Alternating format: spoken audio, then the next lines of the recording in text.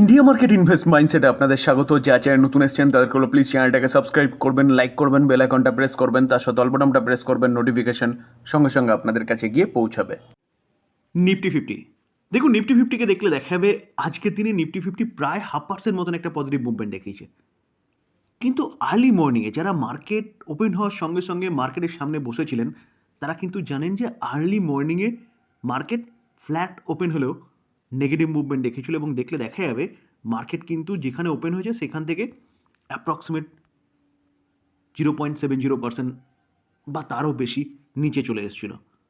তো হঠাৎ করে কি এমন হলো যেখানে মার্কেট তার ডে লো থেকে কিন্তু একটা ব্যাপক বড় কামব্যাক দেখিয়েছে 1.3% ডে লো থেকে, যেখানে আজকের দিনে লো কত মেরেছে 25,473, অর্থাৎ 25,500 যে সাপোর্ট লেভেল, সেই সাপোর্টকেও কিন্তু ব্রেক করেছে। ব্রেক করার পরে তারপরে কিন্তু নিফটি ওপরে উঠেছে এবং 25,790 ক্লোজিং দিয়েছে এবং পজিটিভ ক্লোজিং দিয়েছে। বলতে পারেন দীর্ঘ 5 দিন পর নিফটি আজকে পজিটিভ ক্লোজ দিয়েছে। তো হঠাৎ করে কি এমন হলো যেখানে নিফটি এতটা ভালো মুভমেন্ট দেখিয়েছে? নিফটি বা সেন্সেক্স বা বলতে পারেন আমাদের মার্কেট আজকের দিনে এতটা ভালো মুভমেন্ট দেখানোর পেছনে যদি কারণ বলেন, কারণ হচ্ছে হোপ। ইন্ডিয়া এবং ইউএসের মধ্যে যে ট্রেড ডিল, সেই ট্রেড ডিল নিয়ে কিন্তু একটা হোপের আলো দেখা যাচ্ছে। ইউএসের অ্যাম্বাসেডর কে জর্জিও, তো ইনি একটা ডিক্লারেশন দিয়েছেন। কি ডিক্লারেশন?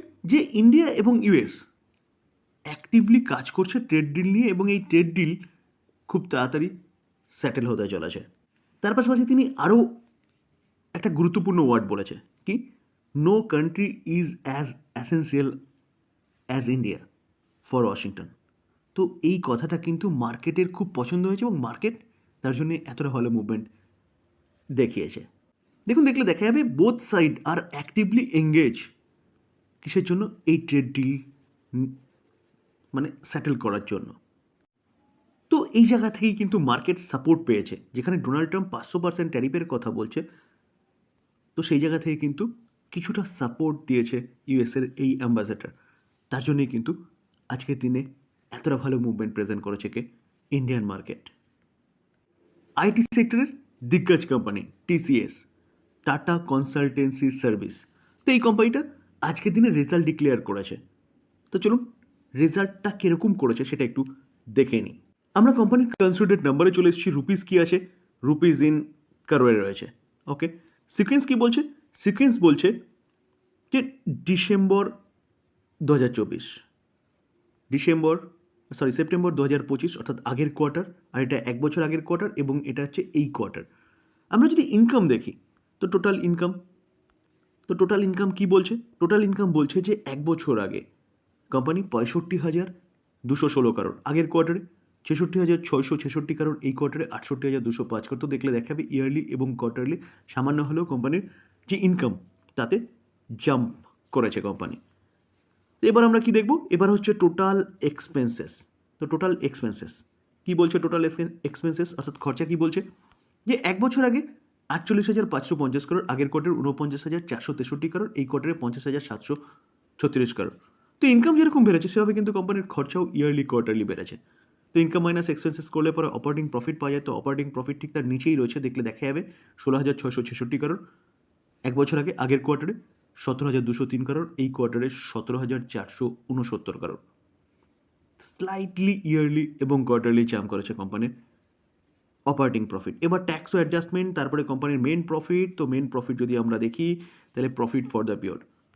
তো প্রফিট ফর দ্য পিরিয়ড যেটা কোম্পানির ঘরে ঢোকে সেটা দেখলে দেখা যাবে, দেখুন 1 বছর আগে 12,444 কারোর, আগের কোয়ার্টারে 12,131 কারোর, এই কোয়ার্টারে 10,720 কারোর। অপারেটিং প্রফিট জাম্প করলেও মেন প্রফিট অ্যাডজাস্টমেন্টের পরে সেটা কিন্তু ইয়ারলি কোয়ার্টারলি পড়ে গেছে। তো এরকমটা কেন হলো?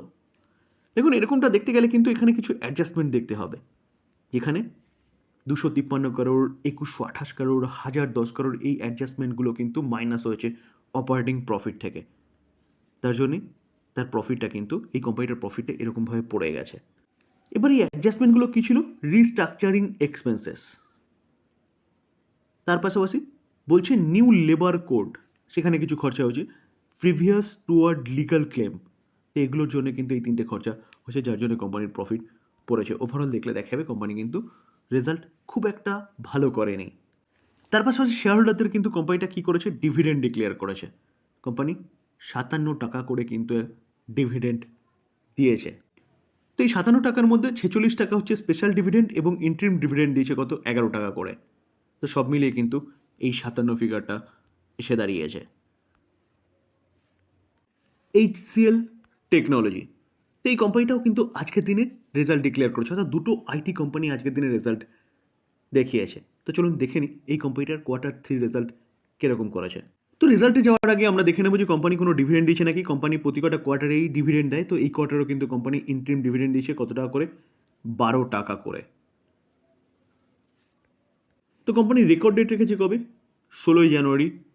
কোম্পানি এই যে ডিভিডেন্ডটা পে করবে কবে, 27শে জানুয়ারি।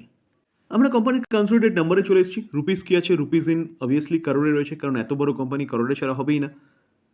এবার সিকোয়েন্স দেখে নেবো। সিকোয়েন্স কী বলছে, সিকোয়েন্স বলছে ডিসেম্বর 24, অর্থাৎ এক বছর আগে, সেপ্টেম্বর 25 আগের কোয়ার্টারে, ডিসেম্বর 25 এই কোয়ার্টারে।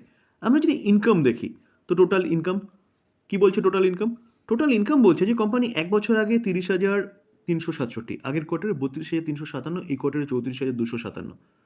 ইয়ারলি জাম্প করেছে, কোয়ার্টারলি জাম্প করেছে কোম্পানির ইনকাম। এবার কি, এবার হচ্ছে খরচা। তো টোটাল এক্সপেন্সেস দেখলে দেখা যাবে কোম্পানি এক বছর আগে 24,235, আগের কোয়ার্টারে 26,655, এই কোয়ার্টারে 27,792। তো খরচাও কিন্তু বেড়েছে যেরকমভাবে ইনকাম বেড়েছে। তো ইনকাম মাইনাস এক্সপেন্সেস করলে পরে অপারেটিং প্রফিট পাওয়া যায়। অপারেটিং প্রফিট ঠিক তার নিচেই রয়েছে, তো দেখলে দেখা যাবে 6,132 এক বছর আগে, আগের কোয়ার্টারে 5,702, এই কোয়ার্টারে 6,465।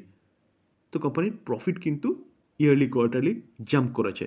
এবার আবারও ট্যাক্স ও অ্যাডজাস্টমেন্ট, তারপরে কোম্পানির মেন প্রফিট। তো প্রফিট ফর দ্য পিরিয়ড এক বছর আগে 4,594, আগের কোয়ার্টারে 4,236, এই কোয়ার্টারে 4,082।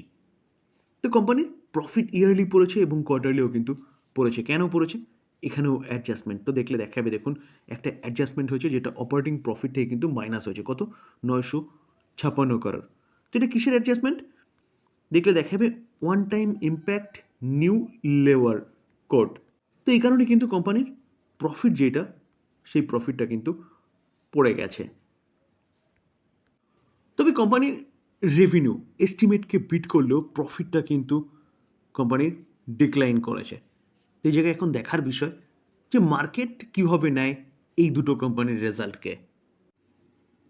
স্যার 15ই জানুয়ারি দেখুন হঠাৎ করে নোটিশ এসছে, আজকে মার্কেট ক্লোজ হয়ে যাওয়ার পরে, কি যে stock market holiday, BSc NSC close থাকবে ফর ট্রেডিং অন কত, 15ই জানুয়ারি।